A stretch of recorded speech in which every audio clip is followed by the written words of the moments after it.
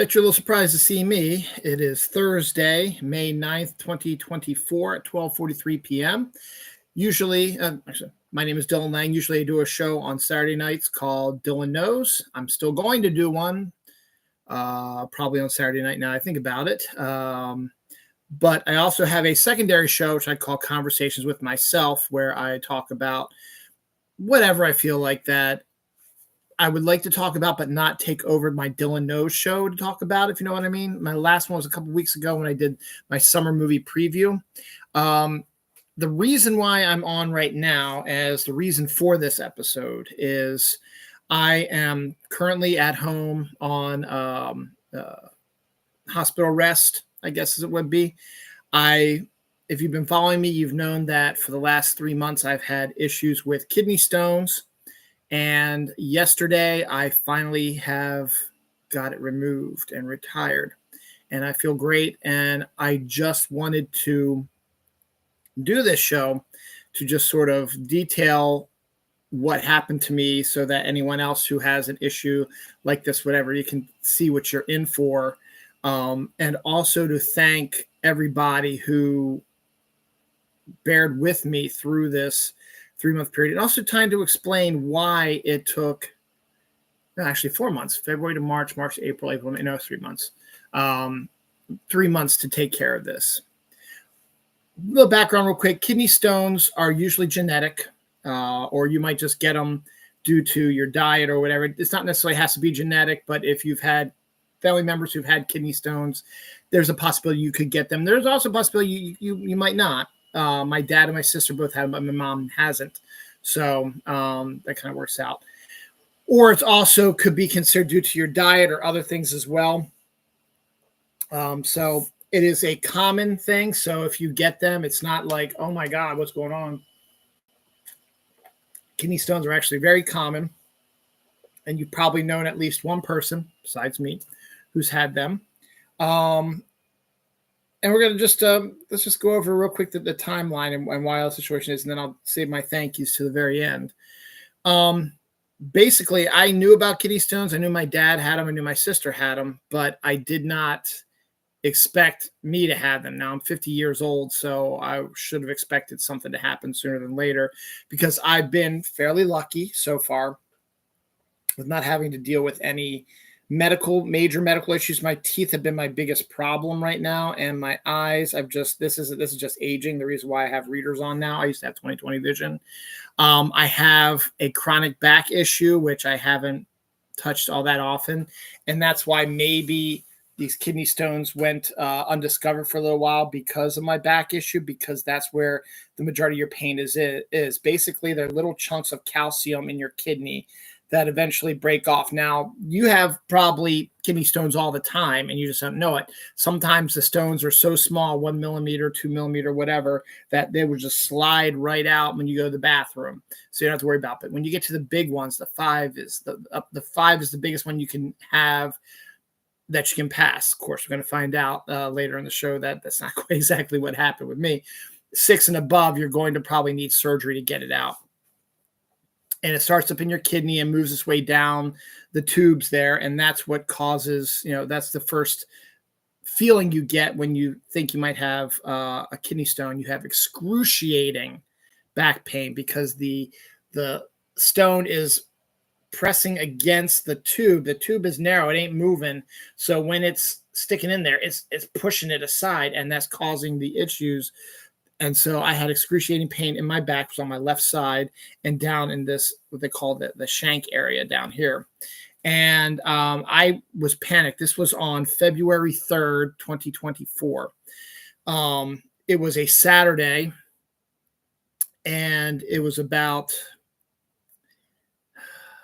and it's funny how sometimes I remember I ate one of my patented pepperoni cheese dogs. And then literally about a couple hours later, that's when I had my issues. So I haven't touched the pepperoni cheese dog in a while because of that. But I knew I had that. My kids and my wife were getting ready to they have like a yearly Scout Awards dinner sort of thing. And they had to go set up a couple hours ahead of time. And I was going to meet up with them about 5 o'clock. So they leave about 3:15-ish or whatever.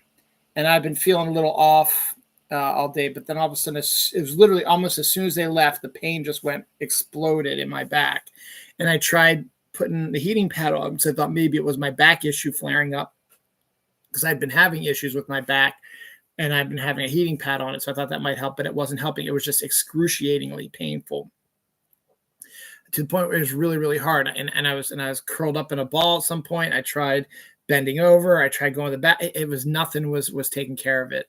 So I didn't know what it was and I was freaking out. So I texted my wife and said, don't know what happened. I feel absolutely miserable. I'm going to go to the ER. Now, in Reisterstown, there is really no local hospital, which is shocking to me. The closest I can think of is Northwest Hospital, which is in Randallstown, which is a bit of a hike from here, and I'm not exactly sure where it is exactly. And there's some sort of clinic in Westminster, but I don't think it's an actual physical hospital.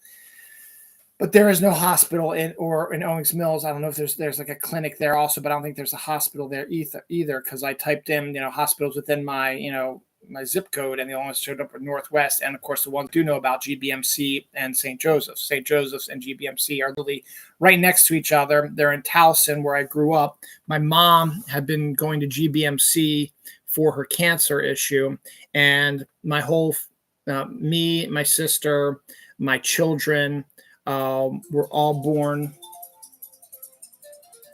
Sorry, Mom. I'm not gonna answer you right now, Mom. Speaking of my mom, I just said my mom was just calling me. It's funny. So I could tell I was sleeping. Anyway, so I was so my kids were born there. I was born there. My wife, my mom was born. No, my mom, no, my sister, myself, and my kids were born at St. Joseph's. So we know it pretty good. And my pediatrician was at St. Joseph's for the longest time. And as I said, I've been to GBMC with my mom for a while. So no, that's good. So I knew that area. So I said I was going to go to St. Joseph's because I've been to that ER before, and I know St. Joseph's pretty good. So I drove myself. Yes, I know, probably was a stupid thing to do, but my wife was just getting ready to do this major thing for Scouts. It was a yearly dinner, and she has a big part of it, and I didn't want to take her away from it. So I figured I was enough to drive. I was painful, yes, and I have a pretty good pain threshold, but this was miserable. So I got to the hospital, and I talked about on my show a while back, ER etiquette, and I'm going to go over that real quick. So what happens is basically when you go to the ER, the first thing you do is you check in. There's a check-in thing, and you give them your name, and they'll need your license and any medical card. Well, actually, that comes later. Your name, and then they need to know what your symptoms are. So that way, and what your pain threshold, how your pain is. That way, they can try to put you in order of what is the biggest emergency. So I explained it to her, and so she wrote all that back down, and so they just told me to sit and wait. There was a good amount of people, but not crazy busy at that time. This was, again, it's about 4:00 in the afternoon now. I get up, and rather I sit down, and I'm in agony. I don't know what's happening. And about 10 minutes later, the triage happens. We go to the triage, where they check your vitals, they ask you questions about the pain, they draw blood, and detail what they do, so they know where they need to head. So they, that could take anywhere between 5 minutes to 30 minutes, depending on what you discuss. And sometimes they might not take your blood right away if they're busy, and then you go to someone else, take the blood, or they might just take it right there. It's hard to say. And then you got to wait again, and then they call you back over to the sign-in table for medical things. So if you have medical issues, and sign more papers, and then you have to wait. And then you also, in most cases, you have to give a urine sample. Pretty sure in my case, because they pretty much knew it was kidney stones, but they had to be sure. So I had to give them it. But I didn't yet because I couldn't pee because I was in agony. So I waited, and you're gonna wait in the ER unless it is absolutely not crowded. You will wait unless you are at death's door. There are people who are in much worse shape than you are that need to go ahead of you, but there are also people who are on par with you or are a little bit worse than you, but they have to wait also. I think I remember one time when I was in the ER, there was a woman who was vomiting massively into trash bags the whole time she was there. So there's not much you can do about that. you have to just wait, depending, because they're short staffed, and depending on how many people have gone in, because they only have so many beds in the back for you to work at, and you don't want to overwhelm everybody. So I don't remember. I think I waited about an hour, and you're going to wait. I'm telling you right now, when you go to the ER, it's not like it is in the movies, unless you're like bleeding to death, or not breathing or something like that. If you have, like a kidney stones, or you're vomiting, or you have a fever, or you just don't feel right, or whatever, you're going to have to wait. And that's just the story. That's just it. And then, of course, anybody that gets sent in, picked up by ambulances, they probably get ahead of you also. So you're just going to have to wait. So I think I waited about an hour, hour and a half, which is awful. I know, when you're in agony and pain and don't know what's going on, and you're scared, but you got to remember, you can't lose your cool to these people at the ER. They're doing their job, and they are highly stressed, trying to take care of everybody. They don't want to see you in pain. They want to get you into the back, but they have no power.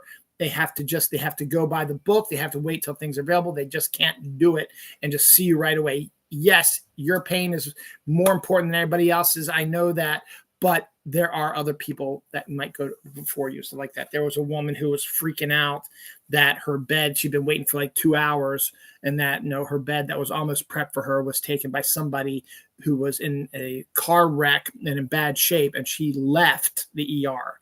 Because apparently you weren't a problem. That came down in one of the other ER adventures I had. So about an hour and a half, they took me into the back, and they told me they were going to, get a CT scan and give me some drugs so they can take your vitals and stuff like that. Also, you're going to have to remember your date of birth. They're going to ask you it all the time, just because they want to verify that you are who you say you are, that sort of thing.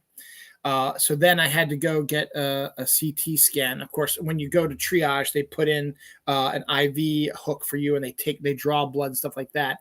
I discovered during my ER trip that I apparently have deep veins, so it makes it extraordinarily hard for them to tap my vein, and it's also very painful when they do. But again, it was all part of the pain management and stuff like that. So I get into the back, and I'm in agony, waiting for them to take me to the CT scan, and I'm slumped over the bed. And right now it's like, I don't know, 6 o'clock, 5:30, 6 o'clock now. And then eventually a nurse comes and takes me to the CT scan area.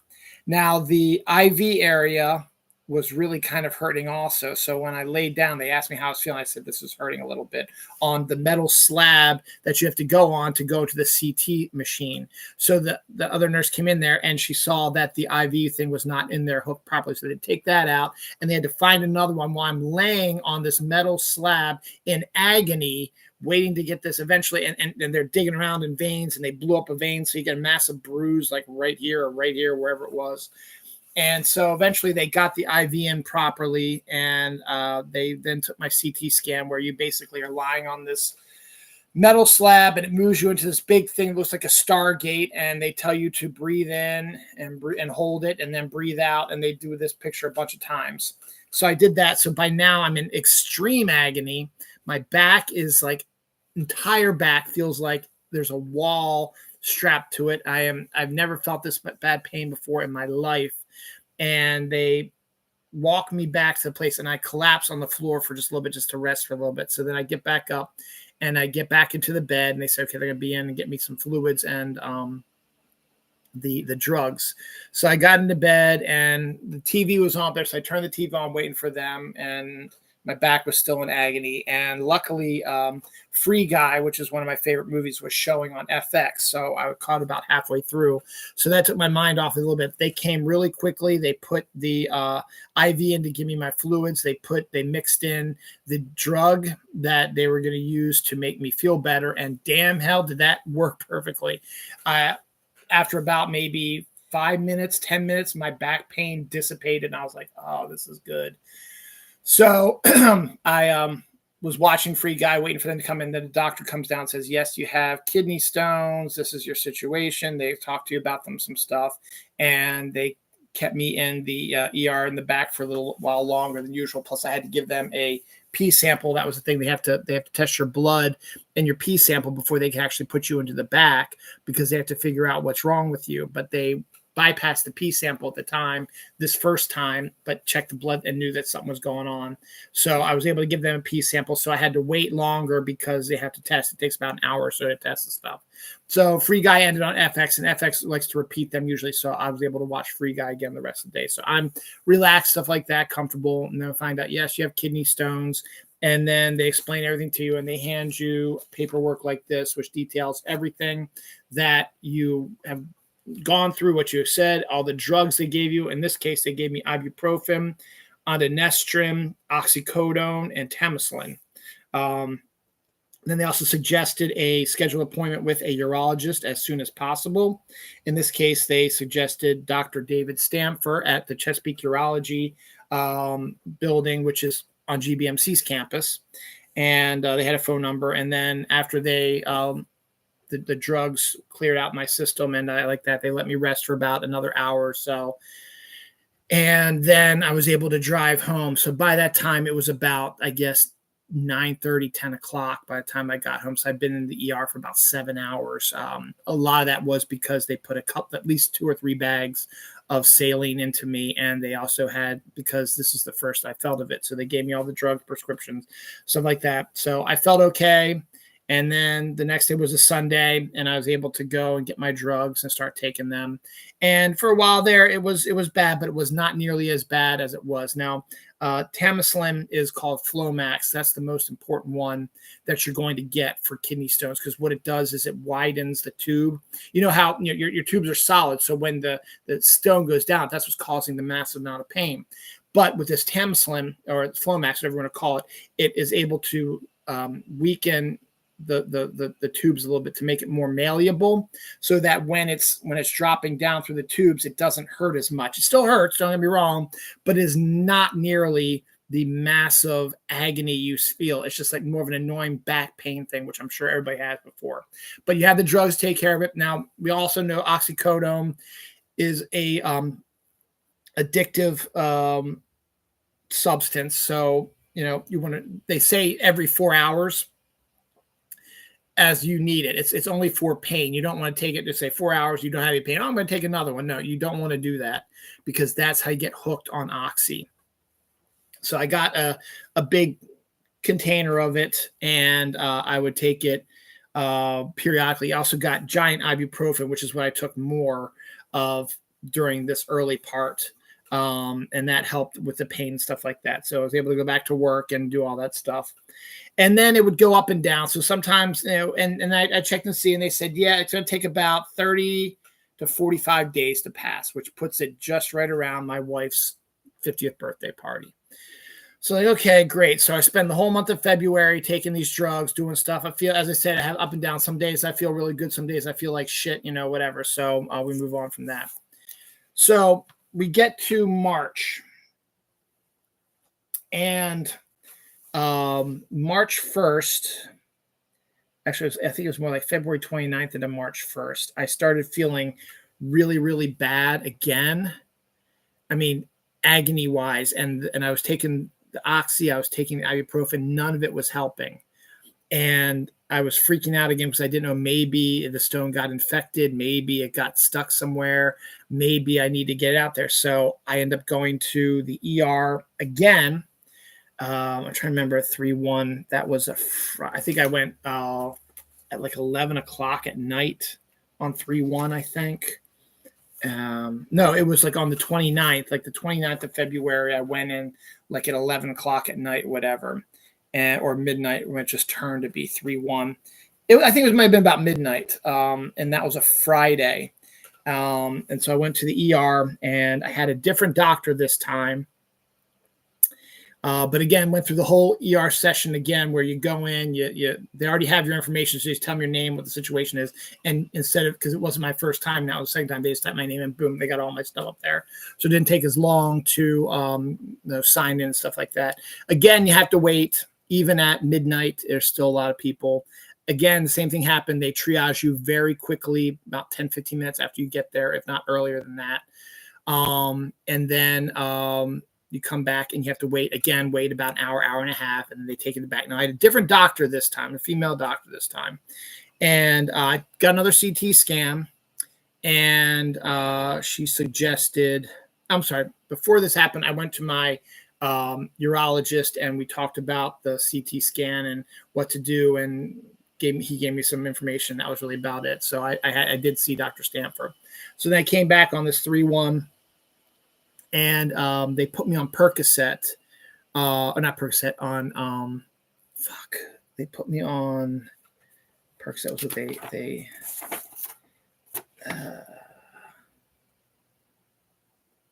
morphine. That's right. They gave me morphine, which did not help me any. It was not the drug that helped me before. The drug that helped me my first time was, let's see if I can find out.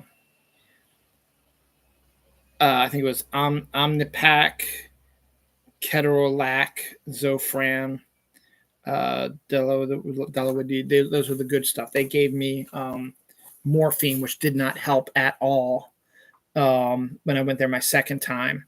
And I think she did a check, and this time she said that it had moved from where it was up here, because they took the CT scan and looked at it. It moved from up here and was down now near where it was supposed to be, because at this point it was close to the 30 days window where I'm supposed to pass it. So as they say, just keep an eye on it. We'll get you some drugs, stuff like that. But they sent the drugs. There's a CVS up here in Reisterstown. And the first batch, they gave me the prescriptions. I drove there and I got them from the CVS there. This doctor, she emailed it or texted it over to a CVS in Towson, because when I first came in February, they asked me where my pharmacy is. I didn't have one. So I said CVS. And they just said, Towson, okay? And I was like, I don't know. I'm in pain, I guess. I wasn't thinking. I should have said no, Reisterstown. But so they made that my regular one.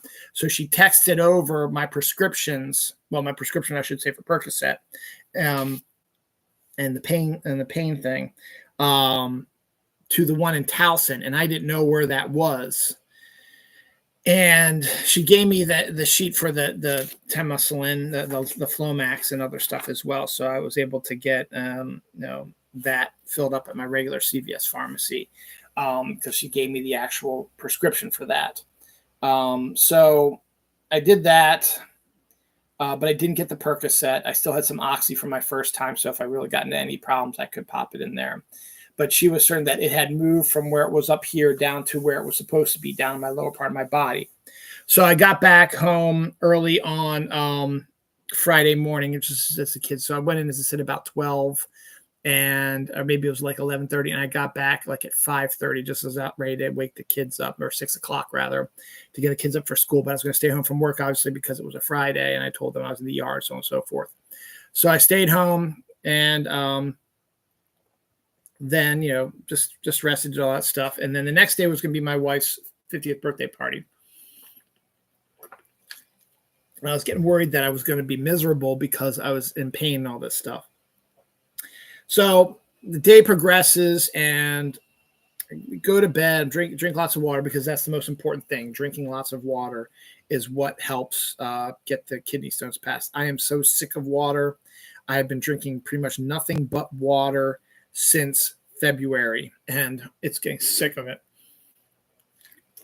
But it does help, and it is what you're supposed to do in this situation, because it is in your kidneys and the bladder area. So you want the pee to come, and you want it to be strong, and you want it to be frequent so you can push the shit out. So I get home, I rest up, go to bed that night, prepping for the worst for my wife's 50th birthday party. I think I'm going to be miserable, terrible, whatever. I'll put on a happy face, whatever. And then about, like, say 3 a.m. or 4 a.m., I think it was 3 a.m. on early morning on Saturday, I got up because I woke myself up because my bladder was felt like it was going to explode. So I ran to the bathroom and I just ejected the longest pee I've ever had, longest and hardest pee I'd ever had. And after I did that, my pain was gone. Now, again, as I said, about 3 o'clock, 4 o'clock in the morning, I had the lights off. couldn't really see if there was a stone, didn't feel anything pop out of my my penis. And I gotta go back again. And just real quick, when I was first diagnosed on February 3rd, I had a 5 millimeter and a 2 millimeter. The 2 millimeter breezes through no problem. The 5 was one that was a problem. So normally you would probably feel a 5 going out of you, but I just shot that pee out, and it was just hard and fast and long. And literally after I finished and flushed the toilet, I felt fantastic. Now, the only problem I had was I was feeling a little backed up because the ibuprofen and the oxy will back you up when it comes to pooping. So just be aware of that. Get some Miralax, get some laxatives or stool softeners, and that'll help you breeze through stuff as well. So I go back to sleep. I wake up. I still feel great. And I think I might have passed it. So I'm giddy. I get myself ready for my wife's birthday party. I'm able to take a poop. It's been about a couple of days. So I feel ecstatic. I have a great time. Go have a great party. Feel great. Tell everybody, yeah, I think I passed it. And I was going to see the urologist later that week, like on the 4th or 5th of March. And so I talked to him. It was via computer. And I was like, yeah, I had this massive pee and I feel great. And he says, well, that's usually indicative of it passing. I said, well, I didn't see any stone because it was at 3 a.m. He's like, okay, well, we'll monitor it if you feel bad, but let's just go for good time's sake. Let's just say you passed it, because as I said, I felt wonderful. I felt great. It was within the time frame that you're supposed to pass a kidney stone. So I thought everything was great. It's good and wonderful. And periodically, pain would pop up here and there. And I was sent in for a sonogram, and they couldn't find any sign of my my kidney stone, the 5 one. They found some smaller ones, but again, that's not a major issue because they breezed that through really easy. So everything was going fine. Everything's going good. And as I said, periodically get some pain here and there, but again, I don't think much about it. It was nowhere near as bad as it has been, and it did not feel like it was related to the kidney stones. And I'm still under the belief that I had gotten rid of my kidney stones. April 2nd, actually April 1st, I should say. April 1st, which is a Monday, rolls in. And I wake up and I'm done and I just finished my Tamoxifen.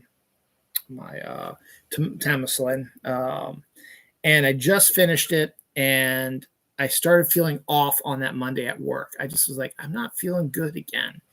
And I was like, I thought at that time, because at that point, the tip of my penis, whenever I peed, the tip of my penis hurt and burned a little bit. It was also like I was trying to pee through a brick wall kind of thing.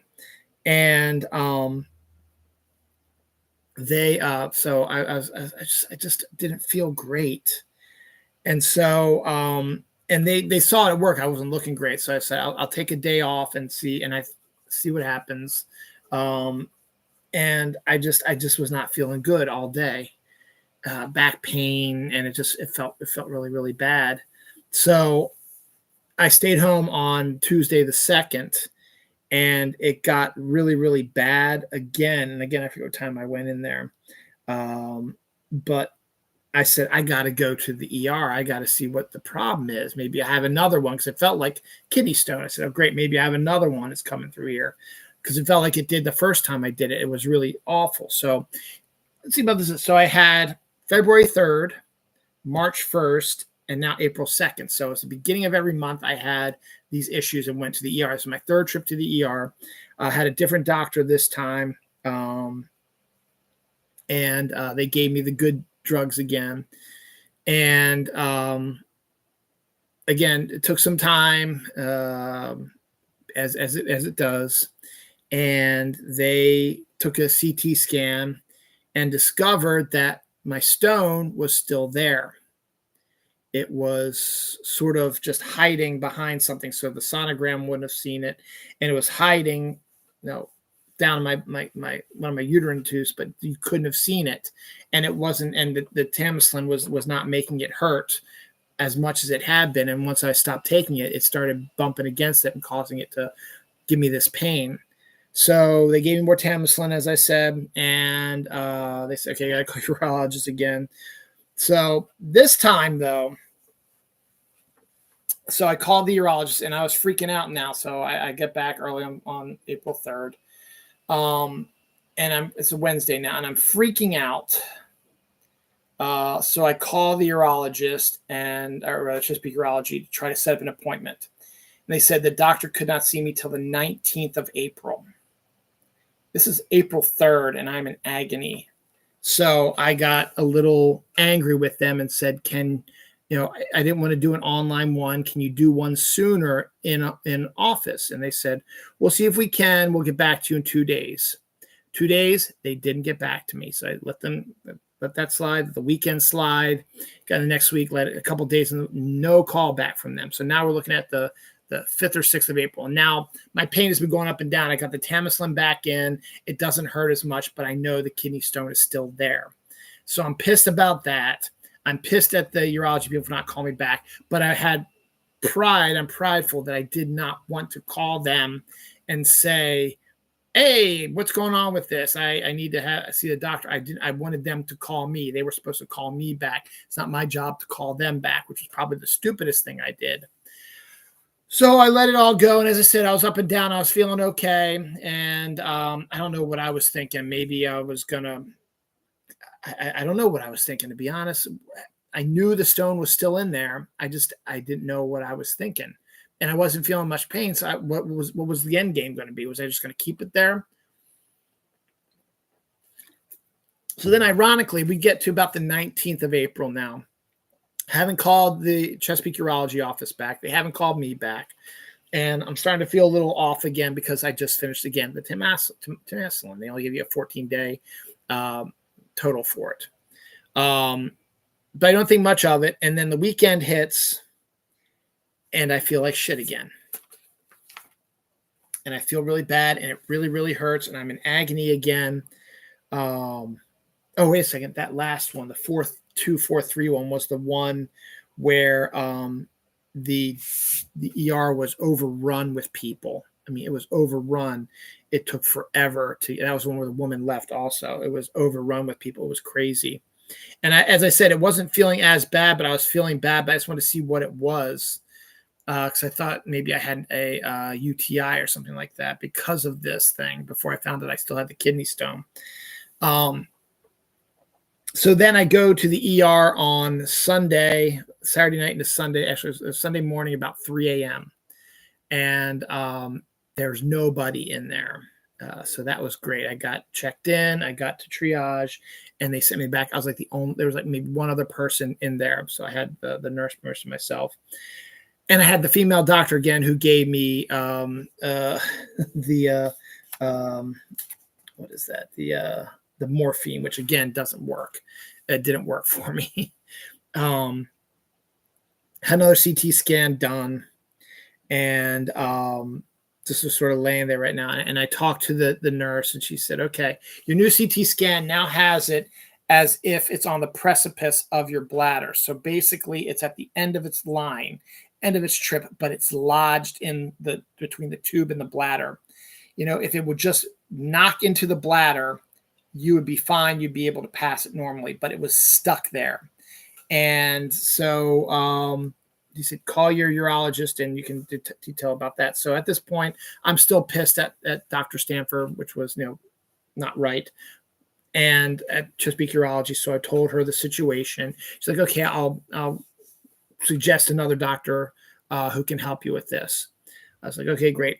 By then I was able to fix my my med thing, and she faxed the stuff over to the wrong CVS. When I said I wanted to change it to the CVS on Reisterstown Road, they automatically went to the one that's inside Target and not the standalone I have. So I found out later. I was like, okay, that's not a big deal. So this woman sent over stuff for Tamoxifen and for oxycodone again.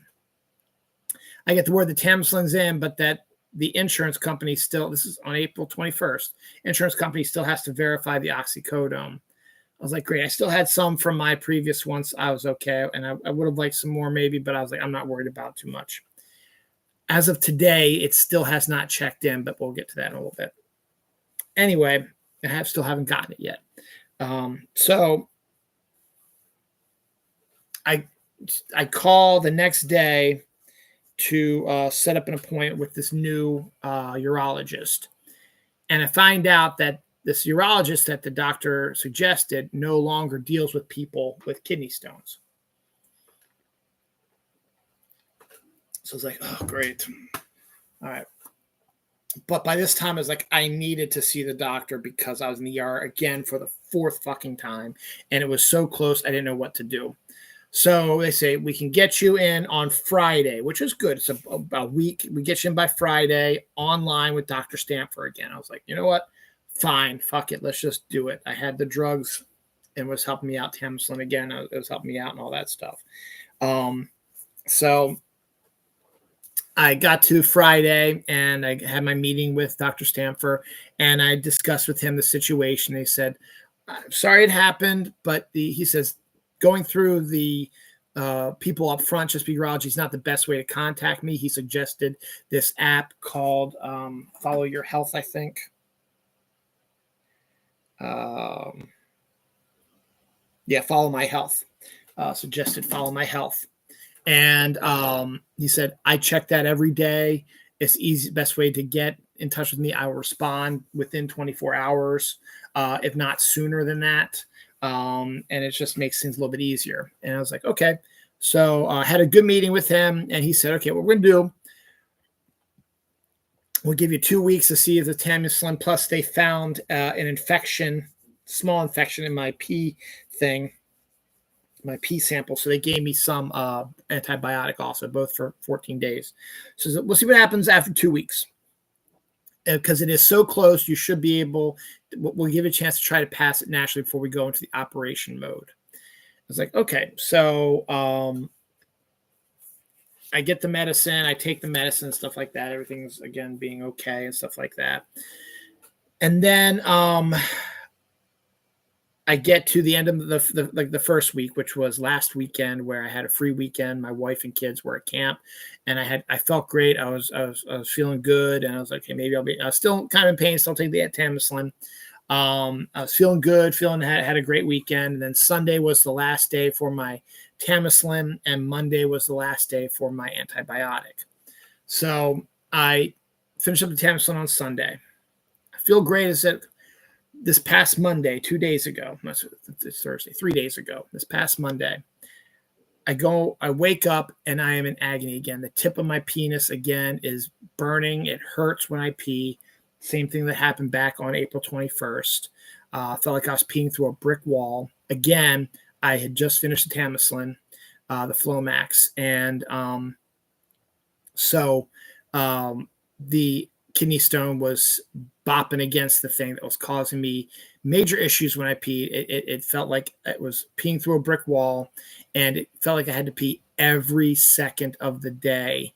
And it hurt, and it consistently hurt even after I peed. So I was just like, oh my God, this is so freaking ridiculous.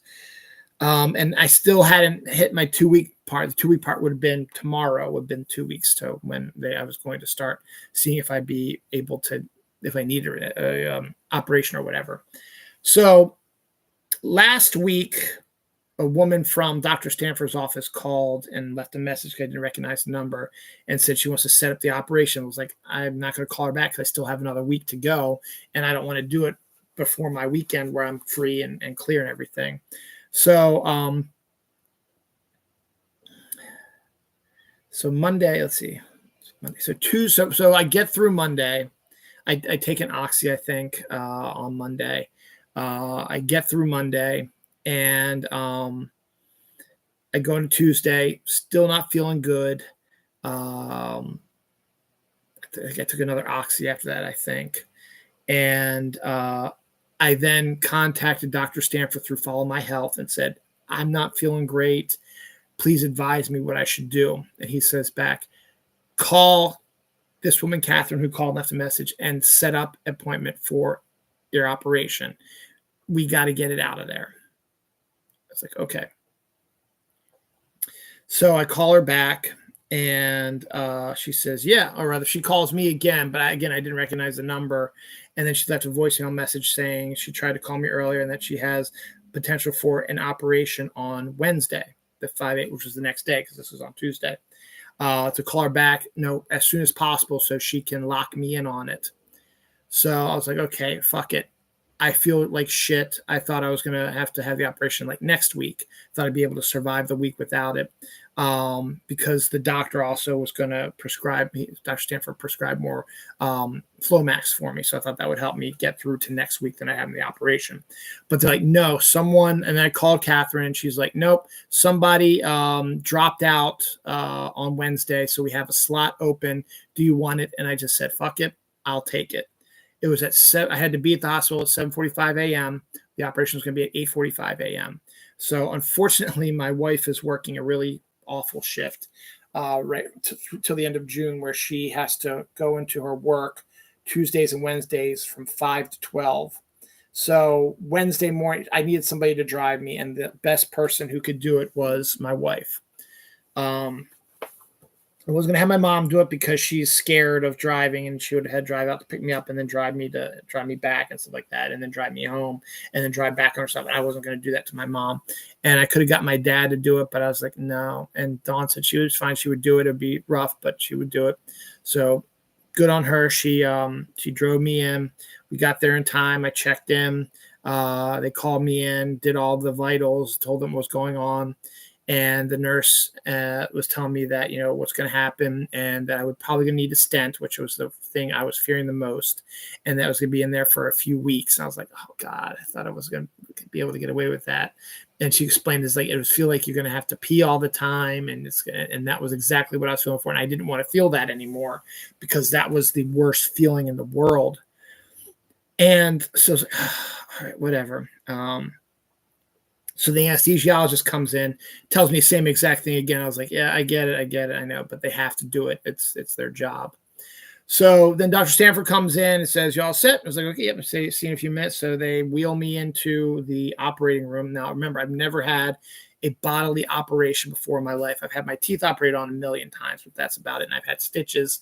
Actually, it's on this side, yeah, stitches here, but that's the most I've had anywhere. Any problems, any I've never broken any bones, knock on wood, never had heart issues. This is the only issue I've had so far. So they get me in and they put the anesthesia on me. So I close my eyes because they're putting the gas mask on me, because that's what I thought I'm supposed to do.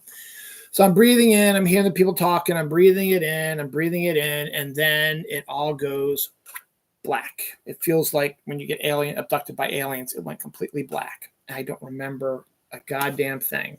Next thing I remember after it goes, I don't remember falling asleep. I don't remember blacking out. The next thing I remember last thing I remember is breathing in, and it's a weird smelling scent, breathing in, my eyes closed. The last thing I remember. And then next thing I remember is the nurse saying, how are you feeling? And I was back in the room that I started in, and I had excruciating pain in my genital area because I had to pee like a racehorse, and because of the operation. And I said, I really got to go pee. I was like, I know we'll get you there, but we just need to go over a few things real quick. And she told me what they did, said I didn't need a stent, which is brilliant, and that they removed it. They were originally, I thought they were just going to break it up into a bunch of pieces, and then I was going to pee it out that way. No, they literally took it and went boop, took it right out. So no broken up pieces. They just took it out and boom. So I went to, so they're like, you're going to have some blood in your urine for a few days. It might hurt to pee for a little bit. Here's a number to call if it doesn't go away, if you have other issues, fever, so on and so forth. These are things you can do, things you can't do. They said, you can start doing stuff, your regular things, as of today. I have to wait 24 hours after anesthesia so I wouldn't be able to go to work today. And then they said, you might just want to take that extra day to rest up because, you are still going to be a little off kilter and stuff like that. So the doctor gave me a note that says I can take the next 2 days off. And when I go back to work on Monday, I don't need I can be able to return to work with no restrictions. So I can go back and just say like nothing happened. And so I was like, okay, I'll take that deal, call my boss, let them know what's going on. And so then I got up and I peed. It was horrible. It felt like I was peeing razor blades, and my pee was bright red, and it freaked me out. And it was strong stream, and it was hurting. And I flushed it. I was like, oh God, I guess this is I'm going to have to suffer through this since I didn't get the stent, which I'm extraordinarily happy about. And the reason why is because, they went in through the pee hole. So I looked down at it, it's red from blood, stuff like that. And then the tube itself is probably raw a little bit. So it's going to be like that. So they prescribe this. You can get this over the counter. It's this thing called Azo for urinary pain. It's what they use for UTIs. And it's supposed to help you not have as much pain when you're peeing, even with that, the healing skin, stuff like that. But it turns your blood your pee orange. So they gave me some, and honestly, to tell you the truth, it really didn't help any. The pain was still there because I'm still shooting it through my hole where it's red and sore and bleeding a little bit. And then the orange made the bloody pee look even worse. The yellow, the blood, and this orange all mixed together. It made me vomit. I didn't vomit, but it made me want to vomit. The smell itself was awful. But I knew that this was what I had to go through to recover because of what happened. And the fact that I don't need a stint is I will be willing to do that over and over again if I don't need to have a stint. And so I did that, and they said it will get better within about a day or so. So I got back home and was still kind of loopy from the anesthesia and just sort of sat on the sofa. They did say, don't eat anything spicy or greasy. You can drink lots of water because that'll help clear out the blood a lot more water than you were drinking, as it were.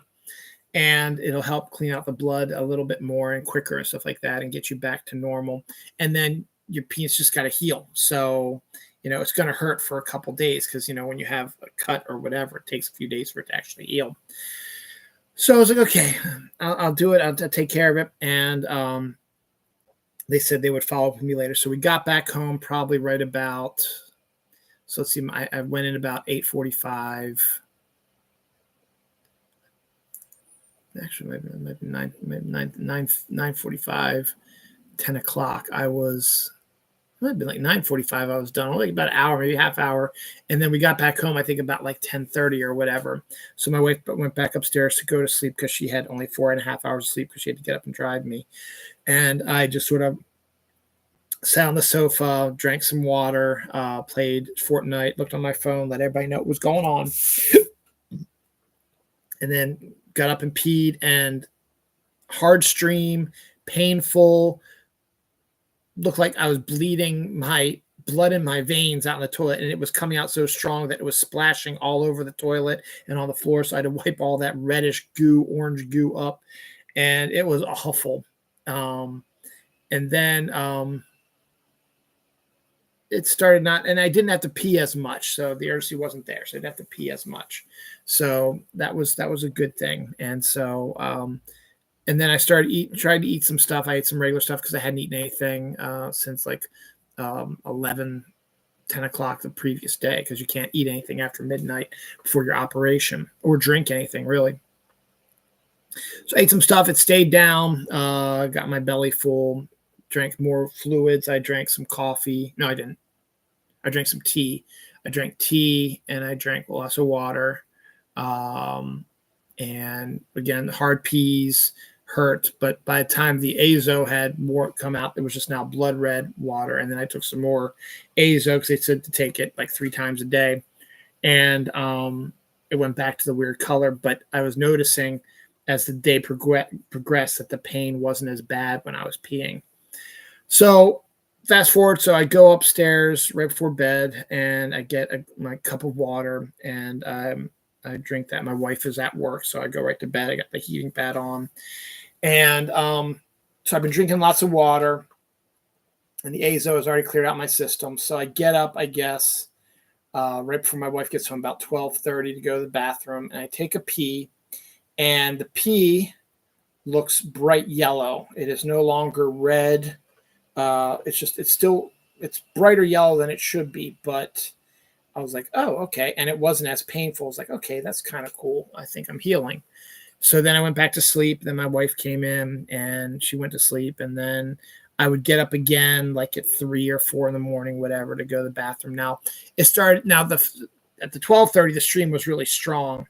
Like the 3 o'clock one, the stream wasn't that strong. It was just a shallow little, like when you usually pee, it's just a little bit of pee, blah, blah, blah, blah, blah, to clear out your system. It was still kind of brightish yellow, but again, the pain wasn't hurting as well. The shaft started hurting a little bit more, but not as bad as the tip. So the tip was healing and the shaft was hurting a little bit, but not too bad. Again, got up like an hour or so later, did the same thing again. Again, kind of a yellow, mustardish yellow, not a bright yellow like French mustard. It was now getting to be like normal pee color.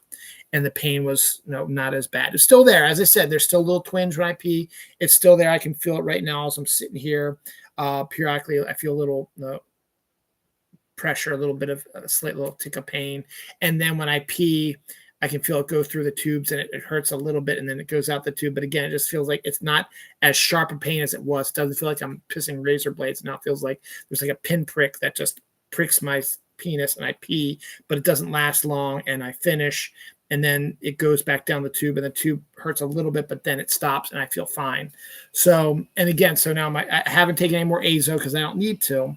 I don't have any blood in my urine anymore. I have just a regular pee. And I think that's because I was drinking lots of water. And that's how we got a lot of the blood out and turned it back to yellow. So I'm still got to keep drinking a bunch of water through the weekend probably. I can probably cut back on the amount a little bit when I get back to work on Monday. But that's that. So I got some more Tamoxifen. That one was okay. That was another issue where, so I had told them that the CVS and Target wasn't really the one I was going to go to, but it was fine. You can keep in the system because it's not that big of a deal. But somehow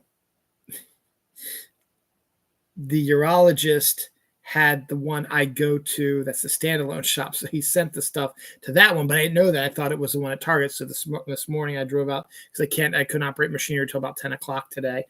So then I drove out to the Target CVS.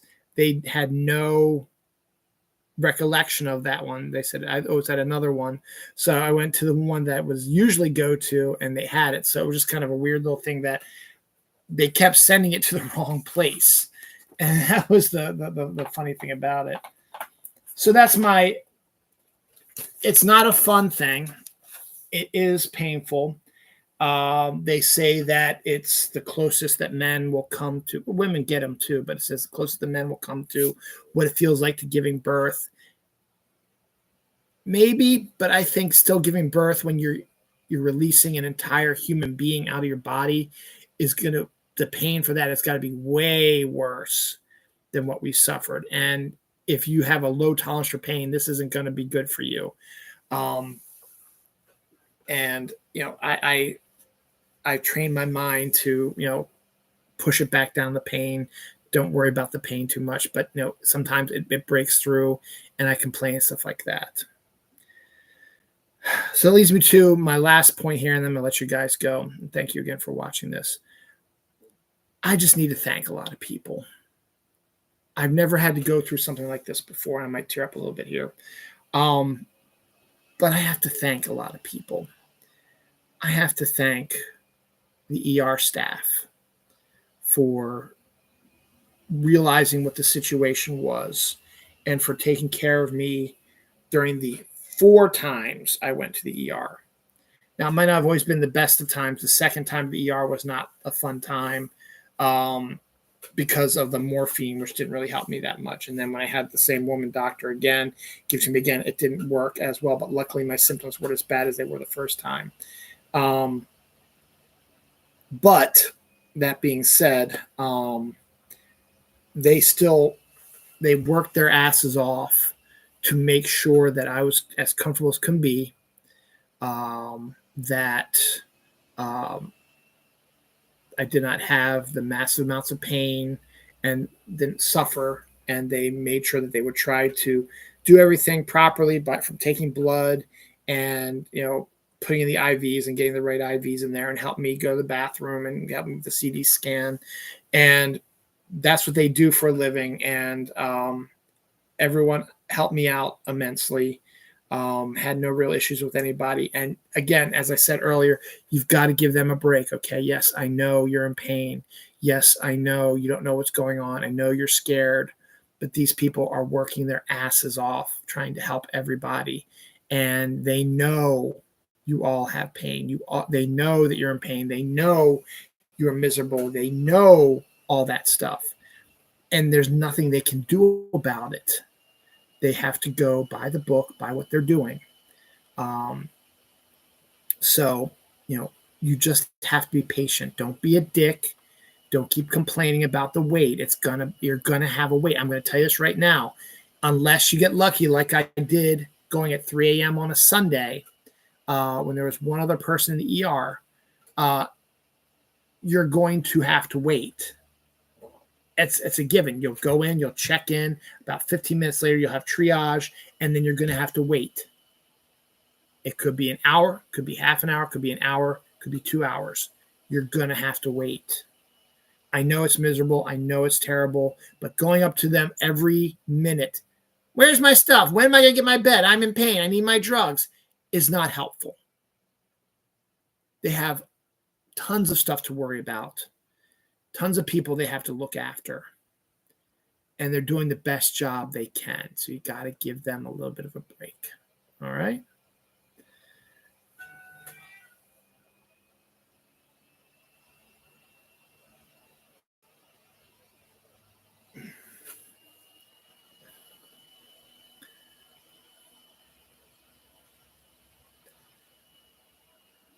So, I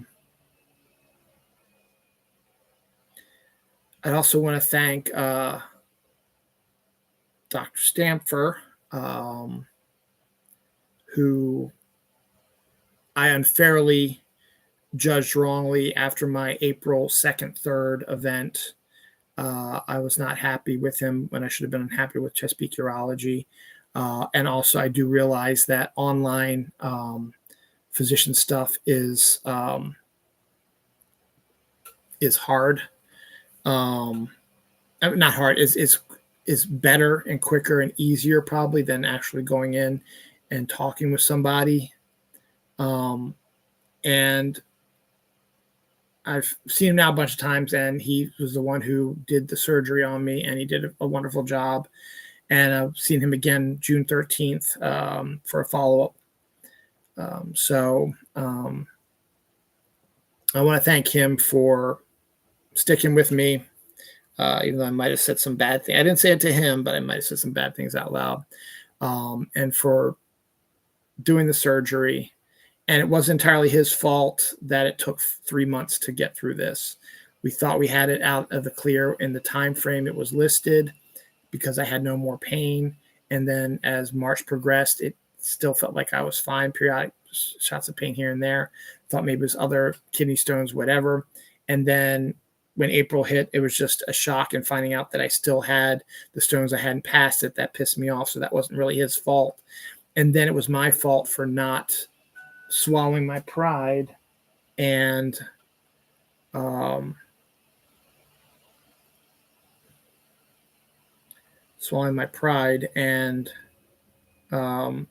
them back and getting this done sooner.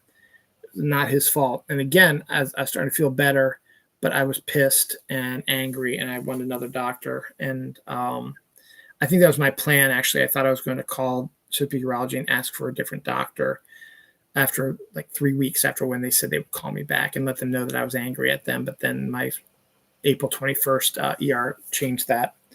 But I thank him for bearing. So we had that issue. So that went through till May. And then he said, it's so close, and I know you don't want operations, so let's just wait 2 more weeks.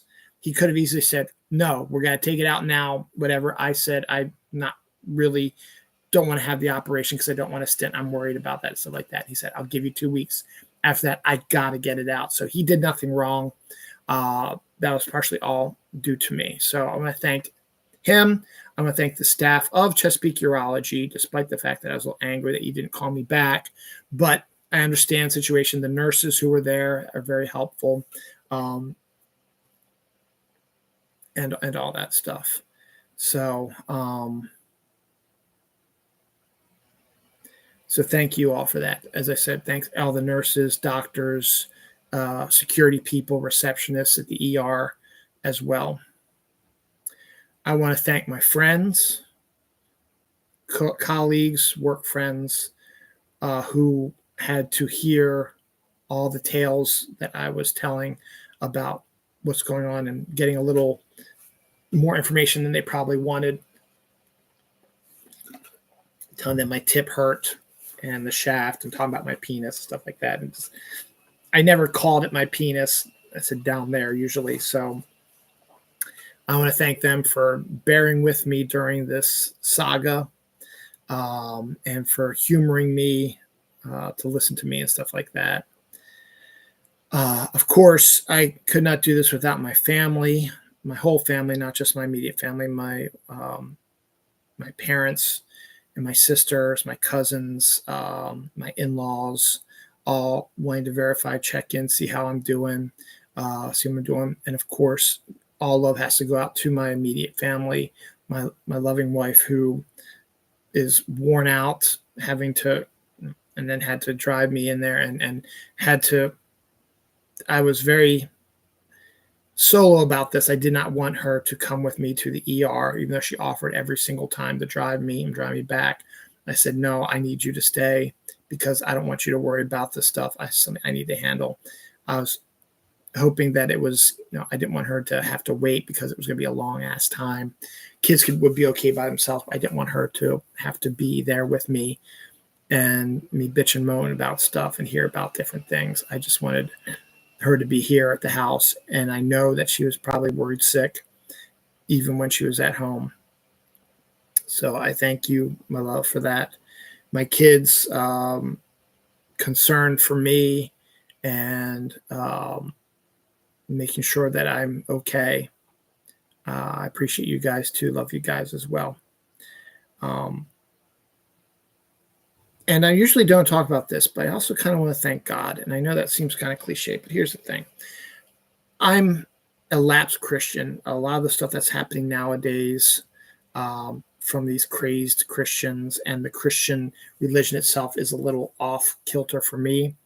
I'm not exactly affiliated with it. I honestly am not the biggest fan of church. I don't think there's a reason for us to have to go to church all the time. And maybe I don't truly believe that there is a creator, but I've always had a theory that there was a creator, and he's a scientist. He, she, it is a scientist, and they just create stuff and then they test things, hypothesis. And they also do other stuff where they show up and they're all the same God, of the Hindu God, the Jewish gods, the Allah, Muhammad, all that. These are all the same God, just under different things. And he lets bad things happen because he wants to see the results of stuff like that. There was a time in the mid 90s where my life was spiraling out of control and I felt like it was awful. And I made a deal with God that, I would, do my best to be a good Christian, but I'm not going to, do the church thing and do all that stuff. And soon after that, my life got a little bit better. I met my wife, moved out of the house, got married, and I actually got a chance to get back into religion a little bit when I had to, go through, I forget what it's called, but one of the last commandments, that I was never. It's baptism, Eucharist, and then whatever's after Eucharist. I can't think of it right now. I never got that, and so I went through the class so that we could get married in the Catholic Church because she wanted to get married in the Catholic Church, and I did that, and it was actually enlightening a little bit more adult discussion. It was great, and then we went to church a little bit more often, but then we just let it lapse a little bit, and then when we had kids, we tried to get them to have a good religion, but then COVID kind of hit, and then we just sort of dissipated from that. And I'm okay with that. And as I said, I continue to be my best person, be the best person. I've gone to praying every night before I go to bed.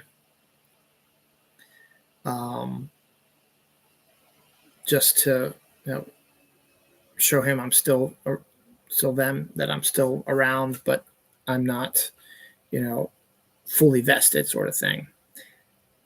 While I was in the operating room yesterday, I prayed multiple times that I did not want to stint and that I was going to be okay and that the pain was going to go away multiple times.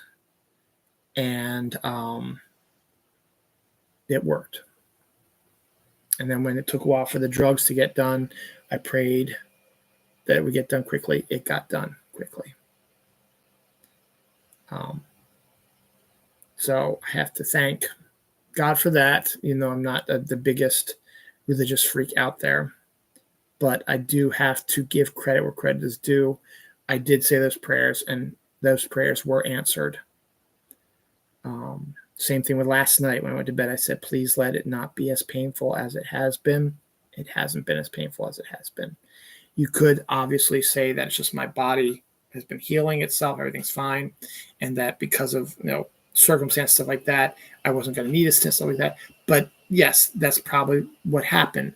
But it's still kind of nice to, particularly for someone like me, to open up to a being that may or may not exist, but to make you feel good and make sure that you live a good life. And also, if you're going through a dark time, to have at least a glimpse of life, is like, I'm suffering here. Can you help out? And usually it turns out okay. Obviously, circumstances eventually with stuff would eventually line up, but sometimes you just got to believe. It's like believing in Santa Claus or the Easter Bunny or the Tooth Fairy. They might not exist, but you've got to just believe in them sometimes. And it might not be exactly how you think of them. It's not actually physically somebody who might be flying in a reindeer with a bunch of reindeer or hopping down the bunny trail, delivering Easter baskets and hiding them. But the idea is still warming and good and helpful for those who need it. And so I want to thank God for helping me out with that as well. So I think that's about it. I wasn't expecting to go an hour, but I just wanted to get this out there, and to thank all of you out there in social media land, friends from high school, college, work, other jobs I've been at, Snark Alex, just you all checking in on me also, making sure I was okay. Give me your thoughts and prayers. I appreciate everything you've done. People I haven't talked to or heard from in ages, give me thoughts and prayers. And even going on Twitter so much that I have different types of friends there, they were helping me and give me thoughts and prayers and stuff like that. So I thank you all for your thoughts and prayers. It did help. And here's hoping that I don't have to go through this again.